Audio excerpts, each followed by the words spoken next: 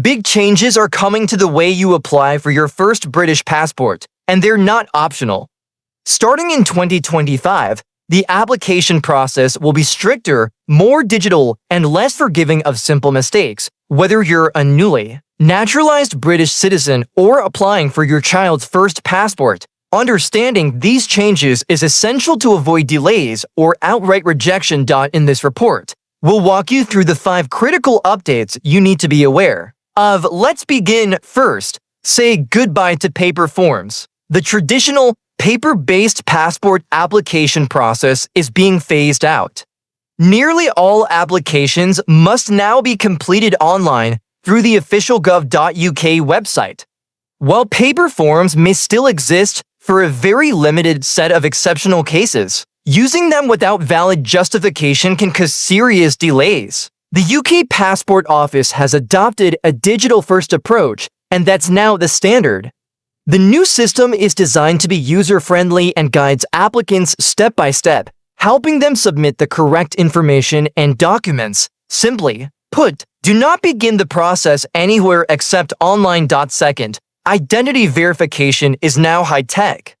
For many first-time applicants, proving your identity will involve more than just a signature. You'll likely be required to use a government-approved smartphone app, such as the UK Immigration ID Check app, to verify your identity.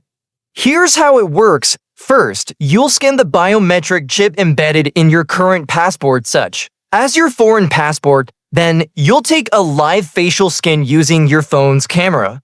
The app uses facial recognition to match your real-time image with the photo stored on your passport chip. This creates a secure digital verification, but beware, this step requires a smartphone with NFC near-field communication capability and a basic level of tech confidence. If your phone doesn't support this feature, or if you're unfamiliar with using such apps, you could run into problems. Third, your photo must be extremely recent, and we mean recent. A seemingly minor rule that's tripping up many applicants involves the passport photo. The rule around having a recent photo has been tightened. Your digital photo must now have been taken within 90 days 3 months of the date you submit your application. Anything older than that will likely be rejected, even if it meets other technical requirements. This new time frame is strict, and it's non-negotiable. Fourth, names must match perfectly. No nicknames, no variations. The name you use on your application must match your official documents exactly. That means no shortened versions, middle name swaps, or regional spellings. Even minor discrepancies can cause your application to be delayed or denied. If your official name differs from the one on your documents, you'll need to provide legal proof of name change, no exceptions. Fifth, and finally, your counter-signatory will now face more scrutiny. The individual who verifies your identity, commonly known as the counter-signatory, will now undergo more checks than ever before.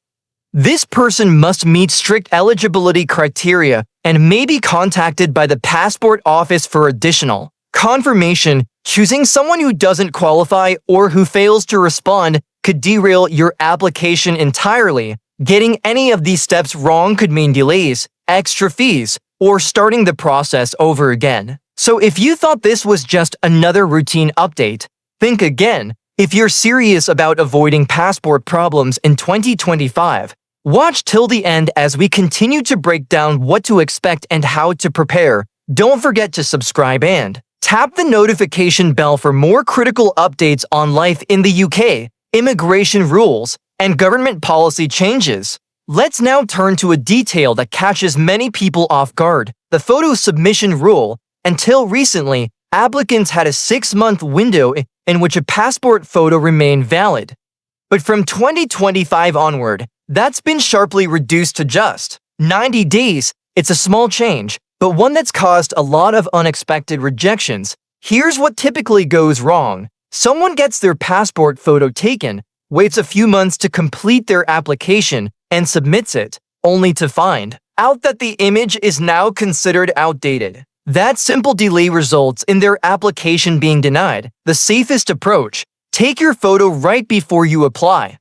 Most professional photo booths and high-street studios now provide a digital code along with your picture. This code can be entered directly into your online application, ensuring your passport photo is uploaded correctly in compliance with UK standards. Avoid the temptation to take a quick selfie against a blank wall. The Passport Office doesn't just expect a white background, it requires correct lighting, proportions, and quality, which only professional services can guarantee. Think of the 90-day photo rule as a non-negotiable deadline. Next, let's talk about names, because in 2025, accuracy isn't optional. It's mandatory. The name you enter on your passport application must match exactly with your official documents. There's no room for nicknames, abbreviations, or anglicized alternatives. If your birth certificate or naturalization document says Elizabeth, applying as Liz is not acceptable. Similarly, Rob won't be accepted if your legal name is Robert. This rule now also extends to titles. You may only include titles like doctor, professor, sir, or lady if they appear consistently across all your identity documents and are used for official purposes. Holding a PhD doesn't automatically mean doctor can appear on your passport unless it's already part of your legal ID. The UK Passport Office has made its stance very clear. Your identity must be uniform, verifiable, and consistent. Any discrepancies can result in delays or outright rejections. Finally, let's cover what may be the most critical and personal part of your application: your counter-signatory. This is the individual who confirms your identity, and their role in 2025 carries far more weight than it once did. They're no longer just signing the back of a photo, they're making a legally binding statement to the UK government. Here are the new expectations. They must know you personally for a minimum of 2 years. They must be an active or retired professional from an approved list of occupations, such as a teacher, civil servant, accountant, engineer, or police officer. And they must hold a valid British or Irish passport themselves. But that's not all. The Passport Office may now directly contact your counter-signatory. Whether by phone or by form, officials can verify your relationship and confirm the accuracy of their declaration.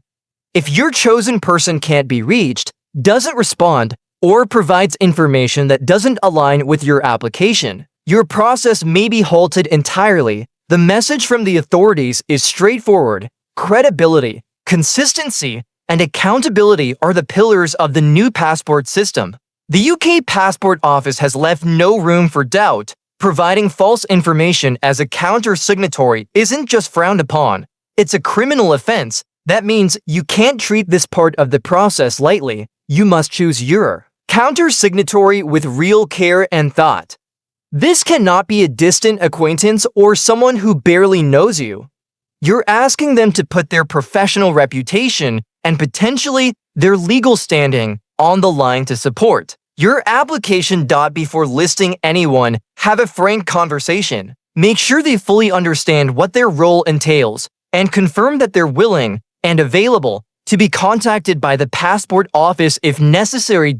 At this stage, your application's success doesn't rest on documents alone. It depends significantly on the credibility and reliability of the person you select to vouch for you. To sum it all up, the process of obtaining your first British passport in 2025 is more digitized and detail-oriented than ever before. Here's a quick recap of what you need to do to avoid costly delays. Start online.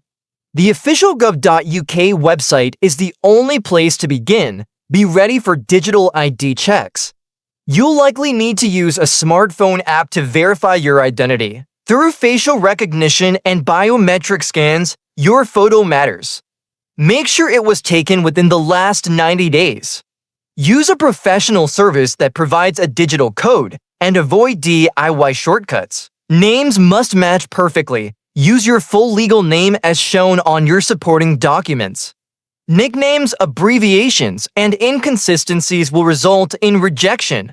And finally, choose your counter-signatory wisely. They must meet strict criteria. Know you personally for at least 2 years. Hold a British or Irish passport. and be willing to be contacted by officials. Their role is now more serious than ever, and your application depends on them. Navigating these updated rules carefully is the key to submitting a smooth and successful application. Please remember, this video is intended for general guidance based on the most recent available information. UK immigration policies do change, so before you apply, always refer to the official gov.uk website for the latest and most accurate updates. This is not legal advice, but we hope it helped make the process easier to understand. If you found this breakdown helpful, please give the video a thumbs up, share it with someone who might be applying soon, and subscribe for more clear, honest, and up-to-date guides on UK immigration and government processes. Thanks for watching.